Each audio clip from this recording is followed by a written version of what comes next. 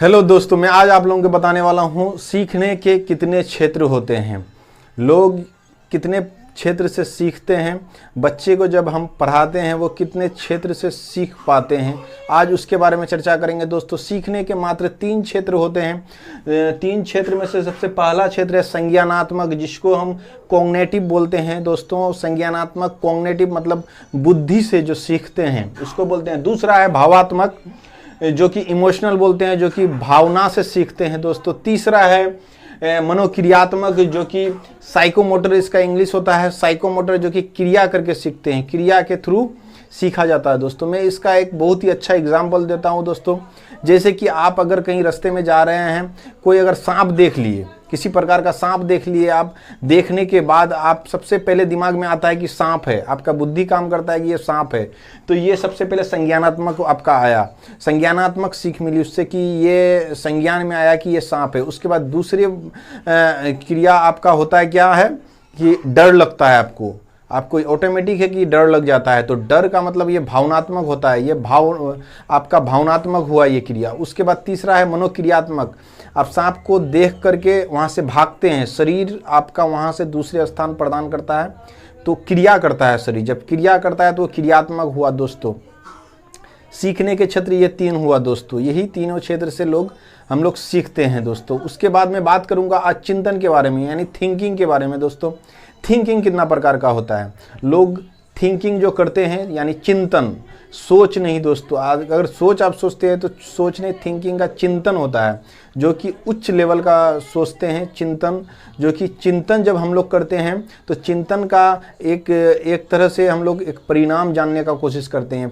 तो क्या होता है, चिंतन संज्ञानात्मक क्रियाकलाप होता है। जब आप चिंतन करते हैं तो कुछ ना कुछ चीज़ के बारे में सोचते हैं, मतलब कि उसका नाउन लेकर के, नाम के हिसाब से सोचते हैं। तो सबसे पहले संज्ञानात्मक क्रियाकलाप होता है। उसके बाद आप दूसरा लक्ष्य की ओर अग्रसर होता है। जब आप थिंकिंग करते हैं, सोचते हैं, तो आप ये सोचते हैं कि हम किसी चीज़ को कैसे प्राप्त करें, उस चीज़ को कैसे वहाँ से मतलब लक्ष्य की प्राप्ति करें, कंप्लीट कैसे हो, आगे कैसे बढ़े, मतलब आप अपना लक्ष्य को प्राप्त करने का कोशिश करते हैं। इसीलिए थिंकिंग करते हैं, यानी चिंतन करते हैं, लक्ष्य की ओर अग्रसर होना चाहते हैं इसीलिए। उसके बाद समस्याओं का समाधान थिंकिंग से होता है। दोस्तों, जब आप सोचते हैं यानी ये थिंकिंग करते हैं, चिंतन करते हैं, तो आप समस्याओं का समाधान भी उसी के दौरान निकालते हैं।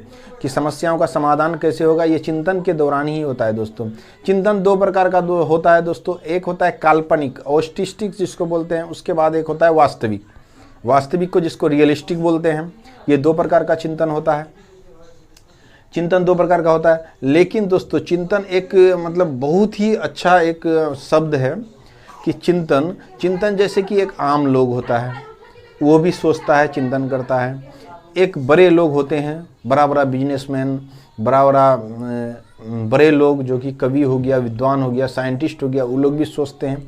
लेकिन उन लोगों का चिंतन अलग टाइप का होता है, हम लोगों का चिंतन अलग टाइप का होता है। इसमें क्या क्या अलग होता है, ये हमको जानने की ज़रूरत है। दोस्तों, चिंतन मुख्यतः 3 रूप के होते हैं, 3 प्रकार होते हैं चिंतन को, जो लोग सोचते हैं।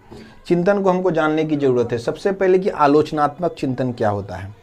आलोचनात्मक चिंतन, जिसको क्रिटिकल थिंकिंग बोलते हैं। आलोचनात्मक चिंतन होता क्या है कि जैसे कि कोई आम लोग अगर किसी चीज़ के बारे में फैसला लेना है तो तुरंत नहीं लेते हैं, तो वो टाइम देते हैं कि चलो हम इसके बारे में जो है ना कल बताएंगे आपको सोच के।